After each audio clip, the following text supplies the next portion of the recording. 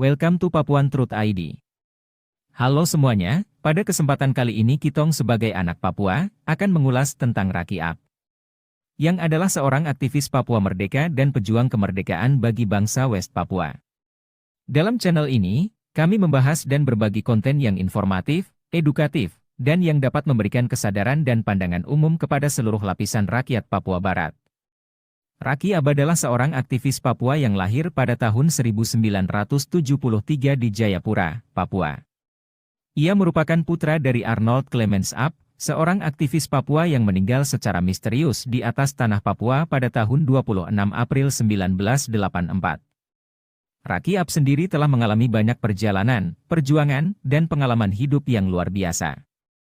Kami tim Papuan Truth ID adalah bukan seorang pengamat sosial atau sosiolog, kami bukan seorang pengamat politik, kami bukan seorang budayawan atau antropolog, kami bukan seorang musisi atau musikolog, tetapi kami hanya pecinta kebenaran dan keadilan yang diabaikan, dan suara kebenaran bagi rakyat jelata.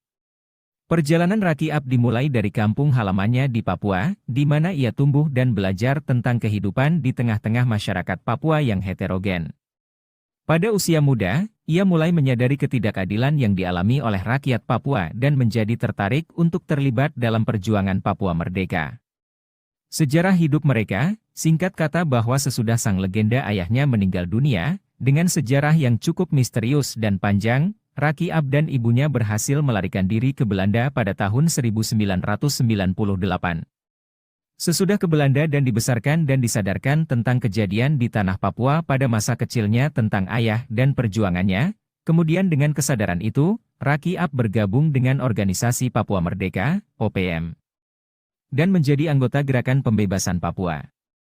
Yang dalam hal ini para pejuang di tingkat diplomatika internasional bersama dengan Benny Wenda dan rombongannya.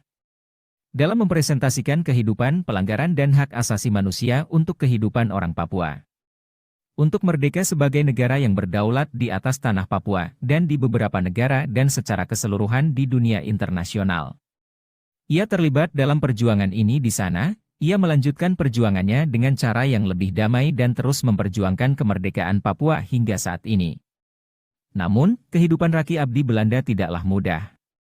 Ia harus menghadapi banyak hambatan, seperti perbedaan budaya dan bahasa, sulitnya mendapatkan pekerjaan, serta diskriminasi yang sering ia alami sebagai seorang Papua. Selain itu, ia juga harus menghadapi kesedihan dan kehilangan ayahnya, Arnold Aph, yang meninggal secara misterius di tanah Papua pada tahun 1984. Kematian ayahnya ini masih menjadi misteri hingga saat ini. Meskipun mengalami banyak rintangan dan kesulitan, Raki Aph tidak menyerah dalam perjuangannya. Ia terus berjuang untuk keadilan dan kemerdekaan Papua, serta memperjuangkan hak-hak rakyat Papua yang masih terpinggirkan. Selain itu, ia juga terus memperjuangkan hak-hak minoritas di Belanda dan bekerja sebagai pengajar di lembaga pendidikan untuk mempromosikan keberagaman dan kesetaraan. Secara keseluruhan, perjalanan, kehidupan, dan perjuangan Raki Aph sangatlah menginspirasi. Ia adalah contoh nyata bahwa meskipun menghadapi banyak rintangan dan kesulitan, kita masih bisa terus berjuang untuk kebenaran dan keadilan.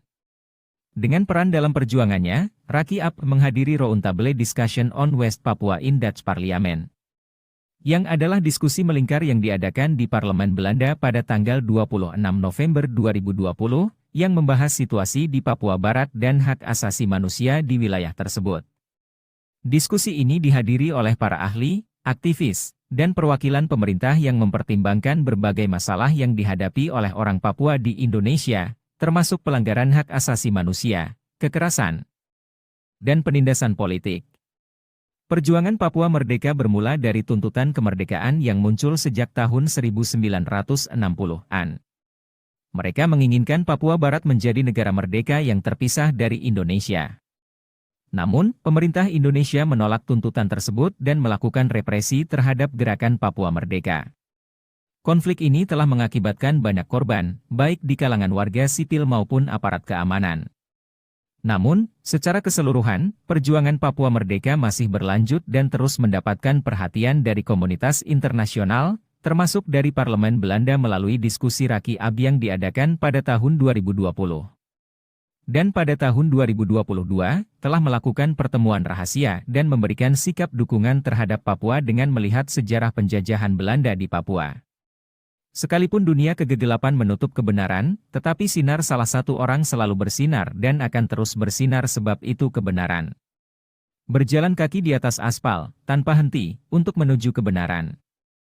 Aku berpikir maka aku ada dan tertawa. Dengan melihat realitas negara kesatuan Republik Indonesia yang sedang merosot secara tidak adil di atas tanahnya Papua. Salam damai dan tetap bersuara bagi kaum tak bersuara.